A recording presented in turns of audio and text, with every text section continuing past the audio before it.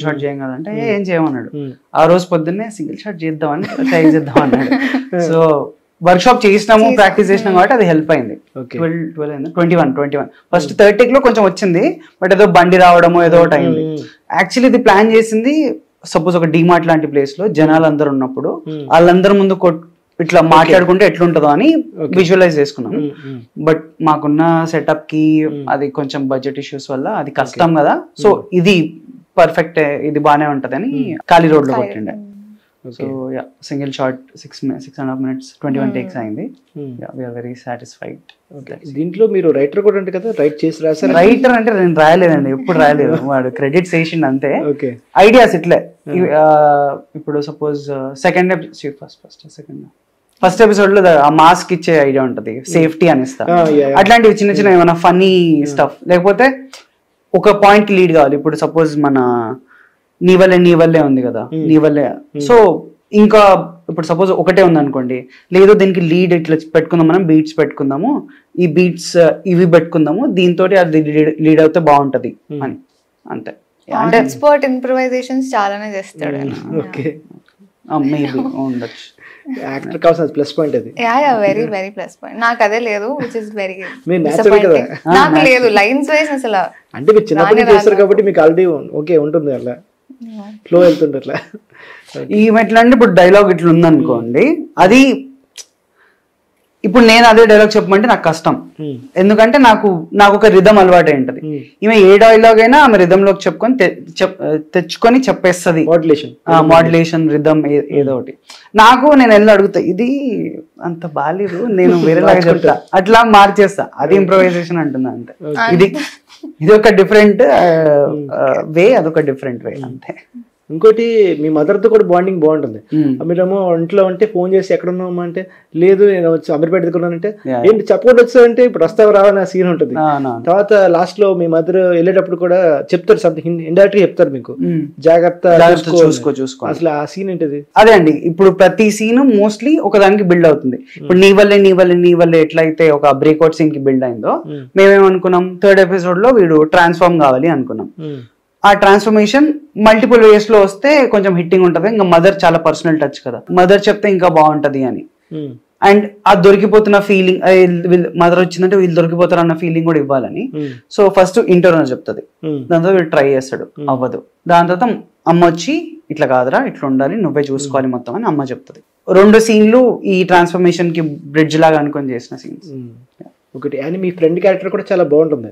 అంటే మీ ఇద్దరి మధ్య బ్రిడ్జ్ లాగా కట్ చేయాలా, లేకపోతే నీకు ఫ్రెండ్ కి సపోర్ట్ చేయాలా అని రెండిట్లో ఉంటుంది అమ్మాయి. అంటే సపోర్ట్ అయితే చేయాలనుకోదు ఆబ్వియస్లీ. అంటే ఇంకా తనకి రిత్విక్ మీద చాలా గ్రడ్జ్ కూడా కాదు, కానీ అదే నచ్చడు అనేస్తుంది. సో తనకైతే అంటే మా ఇద్దరిని కలపాలి అనేది అయితే ఉండదు తన మైండ్ లో. తను ఓన్లీ నా గురించి ఎక్కువ ఆలోచిస్తూ ఉంటది. అంటే ఇదంతా కరెక్ట్ కాదు కదా, అసలు చూసావా తను ఎలా ఉంటున్నాడు, ఎక్సెట్రా ఎక్సెట్రా. సో ఇదంతా అంటే కామన్ ఫ్రెండ్స్ కి ఉంటది అదంతా. ప్లస్ ఇంకా నేను లాస్ట్ ఇయర్ బయట కూడా అట్లే కొంచెం ఎప్పుడు ఏదో తిట్టుకుంటూ ఉంటాం అనమాట. లాస్ట్ ఇయర్ చేసింది క్యారెక్టర్. సో డైరెక్టర్ నేను కూడా అనుకునేది ఏంటంటే, ఆమె అయితే అది ఇంకా వచ్చేస్తుంది ఈజీగా, మీరు న్యాచురల్ గా ఉంటదని.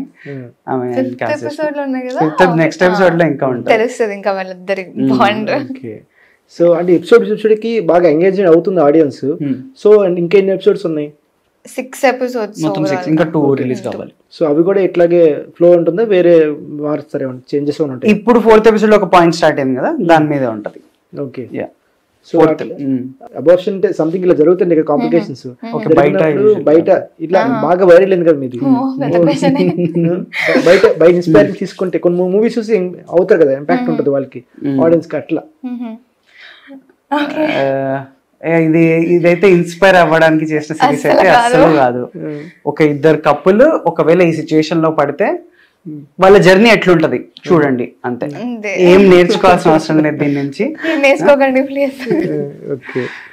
సో అంటే దీంట్లో కాంప్లికేటెడ్ ఏమనిపించింది మీకు? సిచ్యువేషన్స్ మార్చండి, సీన్స్ కొంచెం నాకు వేరేగా చేయాలి, నాకు కొంచెం ఇబ్బందిగా ఉంది, అట్లాంటి సీన్స్ ఉన్నాయి? ఇబ్బంది సీన్స్ లేదు. లాస్ట్ ఎపిసోడ్ లో ఒక సీన్ చేయమన్నా, మేము చేయనన్నా. అదే యాక్చువల్లీ కావాలని చెప్పాను, తీసేసినాం. లాస్ట్ ఎపిసోడ్ ఇప్పుడు చెప్పేసి లాస్ట్ ఎపిసోడా? Okay okay. ఆన్ పేపర్ లేకుండా అబ్బా అది. ఓకే, బెస్ట్ మూమెంట్స్ ఏంటి మీ సిరీస్ లో 4 ఎపిసోడ్స్ లో? బెస్ట్ మూమెంట్ ఆయన మా సిరీస్ కి కాస్ట్.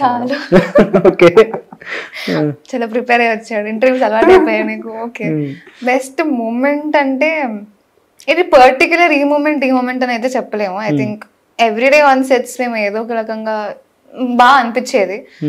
సీన్ వైజ్ అడిగితే కనుక నాకైతే ఆ 2nd ఎపిసోడ్ లో క్లైమాక్స్ అండ్ 4th ఎపిసోడ్ లో యాక్చువల్లీ క్లైమాక్స్ ముందు రాసుకునేటప్పుడు అంటే చేసినప్పుడు కూడా నాకు అంతేం అనిపించలేదు, కానీ with the music and everything 4th episode లో కూడా క్లైమాక్స్ ఇష్టం.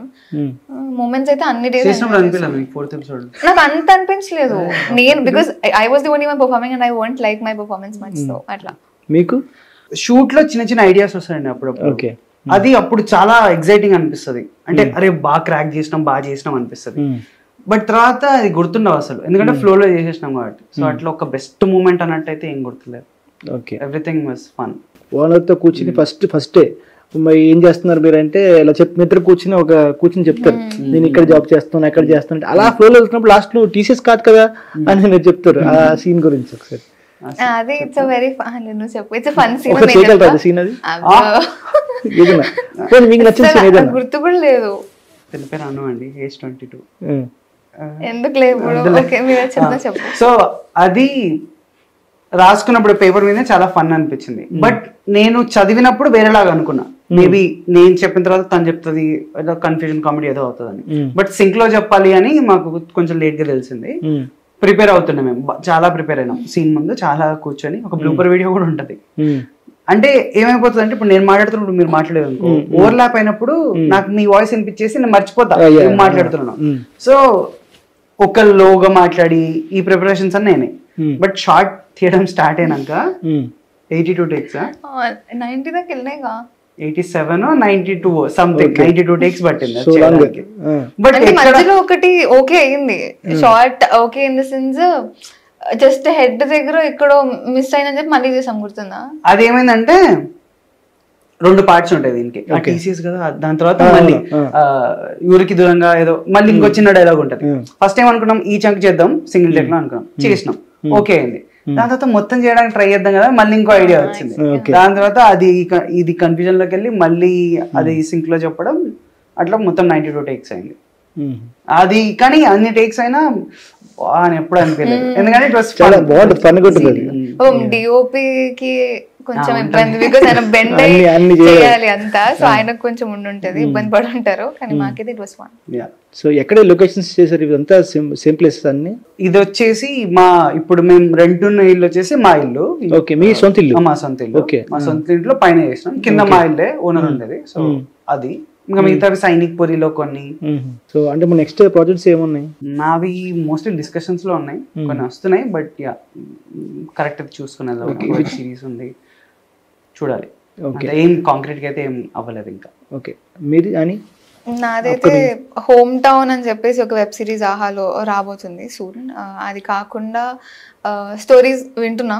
ఒక్కటైతే స్టోరీ పరంగా బానే ఉంది. ఐ స్టిల్ డోంట్ నో, వాళ్ళు ఇంకా ప్రాజెక్ట్ ఇంకేం స్టార్ట్ చేయలేదు కాబట్టి తెలీదు అందులో ఇంకా ఉన్నానా లేదా అనేది తెలియదు. స్టోరీ వరకు అయితే నాకు నచ్చింది అని చెప్పా అంతే. సో రాజన్న మూవీ చేసినప్పుడు చిన్నపిల్ల కదా, సో అప్పటి నుంచి ఇప్పటి నుంచి ఏం మారలేదు. బయటకు వెళ్ళినప్పుడు రాజన్న గురించి మాట్లాడతారా, వేరే చేసిన మూవీస్ గురించి మాట్లాడతారు? ఎలా ఉంటుంది? ఇబ్బందిగా ఉంటుందా? కొంచెం ప్రౌడ్ గా ఫీల్ అవుతారా? ప్రౌడ్ డెఫినెట్లీ ఉంటది, కానీ అంటే 12-13 years అయ్యాక కూడా ఇంకా ఓన్లీ ఆ రాజన్న పాప అనే ట్యాగ్ అయితే నాకు కొంచెం ఇబ్బందిగానే ఉంటుంది, బికాస్ నేను ఆ వయసు దాటిపోయాను.